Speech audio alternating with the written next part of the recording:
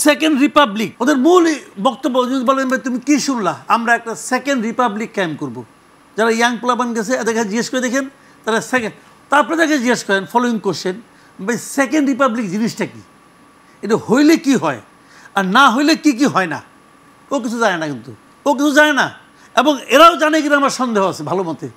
এরা একটা ব্যাখ্যা জানে, যে ব্যাখ্যাটা নাকি তাদের গুরু আছে কয়েকজন দেশে এবং বিদেশে, পীর বলি আমি, গুরু না পীর, কিছু পীর আছে আর ওনার হলো মুরিদ, এই মুরিদরা ওটা বলে। সবাই কিন্তু একই ভাষায় বলে, একই ভাষায়। ওই যে পীরের কথা তো মুরিদ একইভাবে বলবে, কিছু আছে মুসলিম পীর, কিছু আছে অমুসলিম পীর আছে, তা আগের কথা নিয়ে তারা বলে। এখন সেকেন্ড রিপাবলিক কেন আমাদের এখানে দরকার?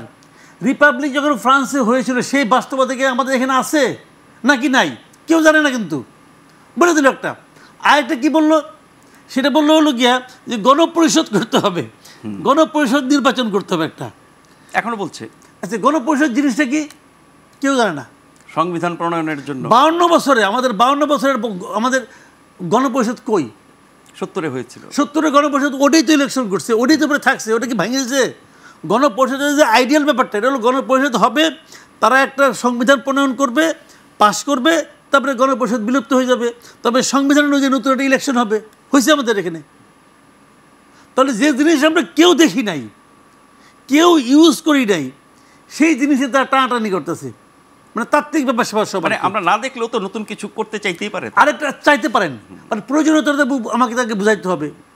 রিপাবলিক ভালো জিনিস হইতে পারে, গণপরিষদ ভালো জিনিস হইতে পারে, ওনাদের উচিত ছিল কি গত কয়েকটা মাস, 6টা মাস তারা তো সময় পাইছে, তাদের উচিত ছিল 6টা মাস এই বিষয়গুলো নিয়ে সাধারণ মানুষের মধ্যে যাওয়া, সাধারণ মানুষকে বোঝানো যে কেন রিপাবলিক, রিপাবলিক হলে কি হয়, কেন সেকেন্ড রিপাবলিক, কেন মানুষকে বোঝানো উচিত ছিল। তারা কি বোঝাইছে? কিন্তু সেকেন্ড রিপাবলিকের ইতিহাস, তাৎপর্য এগুলো বিভিন্ন গণমাধ্যম তুলে ধরছে, বরং গণমাধ্যম কি ওরা তুলে ধরছে, এবং ওই গণমাধ্যম সবাই দেখতেছে, মানুষ এগুলো সম্পর্কে জানে না।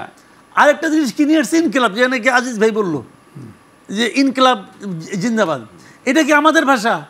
আমাদের ভাষা না। ইনকিলাব নিয়ে মানুষ বলেন, পাবলিক কিছু বলতে পারবে। হ্যাঁ, ইনকিলাব নামে একটা পত্রিকা আছে বাংলাদেশে, ইনকিলাব নামে একটা মুভি ছিল হিন্দিতে, যেটা আমাদের শ্রীদেবী অভিনয় করছিল, অমিতাভ বচ্চন অভিনয় করছিল, ইনকিলাবের মুভিও আছে, সমস্যা নাই।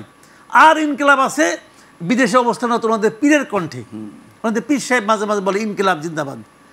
আর উনি বললেন কি ইনকিলাব, আজিজ ভাই তো বললেন ইনকিলাব হলো ইনকিলাব জিন্দাবাদ, এটা হিন্দি এবং আরবি উর্দুর মিশ্রণ, তার মানে পাকিস্তান এবং ভারত।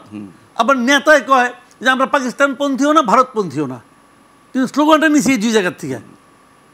ভালো, এগুলি আমি কোনোটার কোনো খারাপ বলছি না, একদম দেখি চমক আছে। বাট ইন্টারেস্টিং হলো কি, আপনি তো এই দলটাকে নিয়ে ভোটে যাবেন, তো সাধারণ মানুষ কি এই বিষয়গুলোর সঙ্গে পরিচিত?